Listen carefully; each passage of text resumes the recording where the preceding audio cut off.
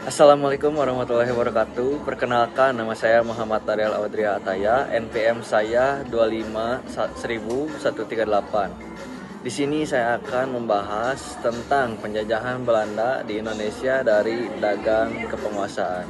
Di sini saya nggak sendirian. Di sini saya bersama rekan saya. Baik, kenalkan. Assalamualaikum warahmatullahi wabarakatuh. Perkenalkan, nama saya Jagat Badai Anbiang Musalim dengan nomor NIM 251000155. Di sini saya akan menemani kawan saya yang akan membahas sejarah Indonesia di masa penjajahan Belanda. Oke, mulai aja ya. Saya Bu. Nih, saya mau nanya ke abang. Lo pernah mikir gak sih gimana caranya bangsa sekecil Belanda bisa nguasain Indonesia selama ratusan tahun? Nah, itu yang gila, bro. Kan mereka awalnya datang ke sini tahun 1596. Cuman buat dagang rempah-rempah dipimpin oleh Cornelis de Houtman, mendarat di Banten. Niatnya sih cari untung, bukan cari masalah. Tapi ujung-ujungnya malah jadi penjajah. Asik banget ya bahasanya ini. Jelas, harus diasikin dong. Oke, kita lanjut ya. Boleh belum? Jadi awalnya gak langsung ngejajah gitu. Enggak, awalnya lewat perusahaan dagang yang bernama VOC. Didirikan tahun 1602. Tapi VOC ini bukan perusahaan biasa. Mereka punya tentara, kapal perang, bahkan hak untuk ngebentuk perjanjian politik sama kerajaan lokal. Oke. Jadi mereka tuh perusahaan yang punya kekuasaan negara gitu. Bisa dibilang seperti itu. VOC itu semacam negara bayangan. Mereka pakai strategi adu domba antar kerajaan biar bisa dapat kendali. Akhirnya mereka kuasai pelabuhan, rempah, dan kekuasaan politik. Nah, sebelum lanjut lagi nih bro, minum lah. Boleh nih? Boleh, aman-aman. Wah, mantep nih. Oke, lanjut lagi. Lanjut, boleh. Oke. Gila, berarti rakyat disuruh kerja rodi tapi buat ngasih makan penjajah. Persis seperti itu, banyak yang kelaparan.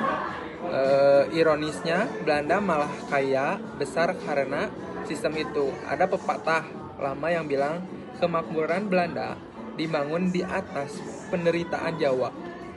Tapi gue pernah dengar juga Belanda sempat ngasih pendidikan lewat politik etis, itu benar? Bener sih, tahun 1901 kalau nggak salah muncul politik etis atau etisce politik. Katanya sih buat balas budi karena rakyat Indonesia udah bantu ekonomi Belanda selama ratusan tahun. Fokusnya ke pendidikan, irigasi, dan transmigrasi. Oke, kedengarannya bagus sih, tapi pasti aku udangnya di balik batu nggak sih? Jelas kalau itu pendidikan itu tetap dibatasi, cuman segelintir orang pribumi yang boleh sekolah. Tapi dari situ justru muncul generasi terpelajar kayak Suetomo, Bung Hatta, dan Soekarno yang nanti jadi motor kebangkitan nasional. Nah, dari situ baru muncul perlawanan sih. Sebenarnya perlawanan udah ada sejak awal, kayak perang di Penonggoro tahun 1825 sampai 1830. Perang Aceh dari tahun 1873 sampai 1904. Patimura di Maluku dan banyak lagi. Tapi baru di awal 1900-an mulai muncul perlawanan modern lewat organisasi kayak Budi Utomo. 1908 Sarekat Islam 1912 dan Insides Panjli. Berarti nasionalisme mulai tumbuh dari pendidikan dan kesadaran, bukan cuman kemarahan ya. Betul, orang-orang yang mulai sadar penjajahan gak akan selesai kalau rakyatnya sendiri gak bersatu. Kesadaran itu puncaknya waktu proklamasi 17 Agustus 1945. Jadi bisa dibilang Belanda emang ninggalin luka ya, juga secara langsung atau kesadaran nasional. Ironis banget ya, tapi dari eksploitas lahirnya perlawanan, dari ketertindasan lahirlah kebangkitan. Dan sampai sekarang jejak Belanda masih ada sistem hukum, birokrasi, bahkan cara kita mikir soal kekuasaan. Oke, kadang gue mikir kalau penjajahan secara tidak selesai gitu ya, tapi mental penjajahan yang bikin kita saling injak dan tunduk sama yang kuat, itu udah bener hilang belum? Ini bentar ya, boleh Ya, ini dulu? boleh aman. Santai ya. Santai. Apa tadi teh pertanyaannya?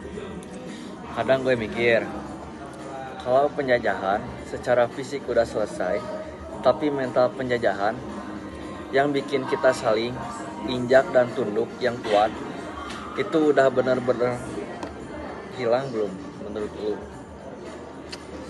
Itu pertanyaan bagus banget sih.